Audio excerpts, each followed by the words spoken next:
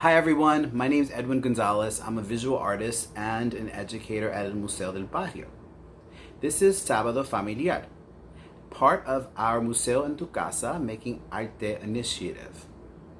This is our online bilingual programming that we're providing for the community.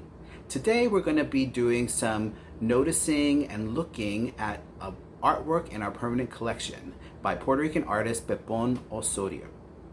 So after we're done doing the noticing and the looking at the work, we're going to have an art activity that I'm going to describe for you that connects to it and relates. And you're more than welcome to do that and post it online after it's done. We'd love to see you. Imagine we are in the galleries looking at this work of art. This is a photograph documenting a three-dimensional object. It is a picture of a highly decorated bed. It has various objects on top, in the front, in the middle, and on the sides. Hardly any space is left uncovered. The bed acts as a frame or vessel to contain all of the objects. This photograph is an installation view of the work in which the wall and the floor treatment are part of the art. The bed itself has been exhibited on its own many times. We will be focusing on that part of the work. We will also look at close-up views of the artwork one at a time, and I will describe some of the details that we see. In this image, we see capias. Capias are handcrafted keepsakes used to commemorate special occasions like sweet 16s, baby showers, and weddings. People with large extended families and friends who shared similar traditions could find themselves with a large number of these. These objects, which could be treasured memories for some and throwaways for others, adorn the bed with great repetition. How many are there? Is it 200, 400, or more? This is a great example of accumulation. That is referring to the gathering of a large number of objects. We will see more examples of this as we continue looking at this work of art. In this image, we see a large variety of dolls of different sizes and different skin tones. Some have clothes and some have no clothes. Some are the types of dolls you would see as cake toppers for a sweet 16 or wedding cake. Some are very small baby dolls. There are a large number of these on the back of the headboard. Below the headboard, we can see that there is a white baby figure with red puffy wings that almost resembles a butterfly. To the left of this doll, we see a very dark-skinned doll with white clothing. The clothing on this doll make it resemble a devotee of the Yoruba religion Santeria. This is an Afro-Latino belief system. This contrasts with some of the Catholic imagery we will see a little later. The variety of dolls that you see here are meant to represent the diversity of races that make up the Puerto Rican people. The roots of Puerto Ricans are a combination of the indigenous Taino, the Africans that were brought to the region during the Atlantic slave trade, and the Spanish colonists.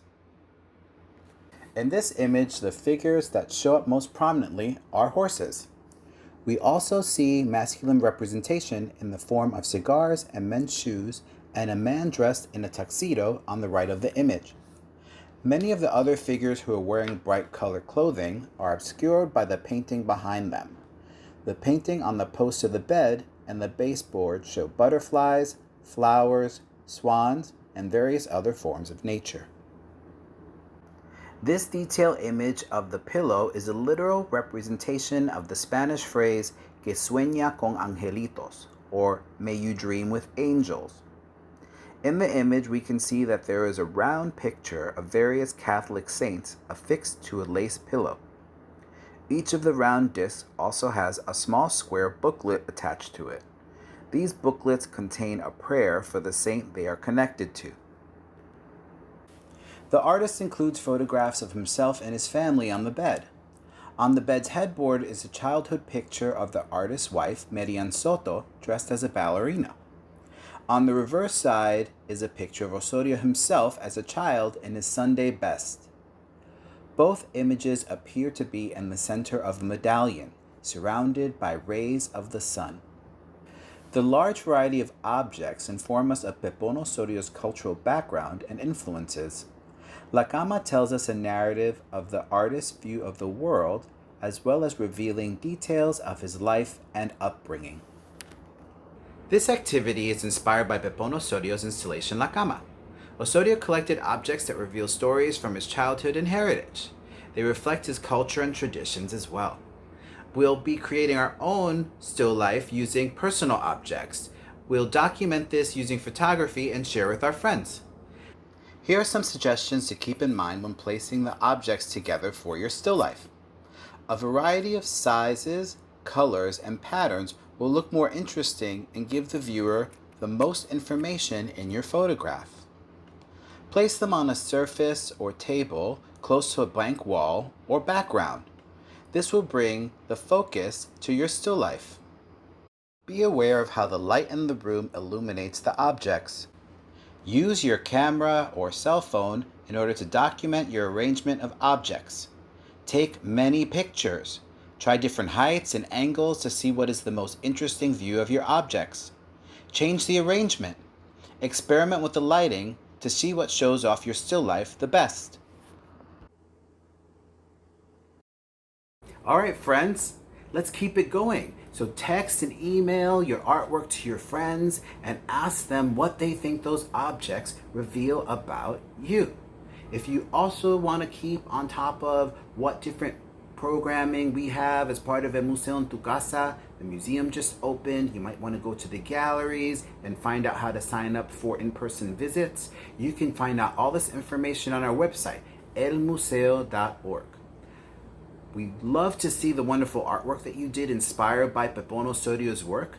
Please, please, please post those on social media and share with the hashtag El Museo en tu Casa so that we can enjoy them as well. Bye, everyone. Have a great day.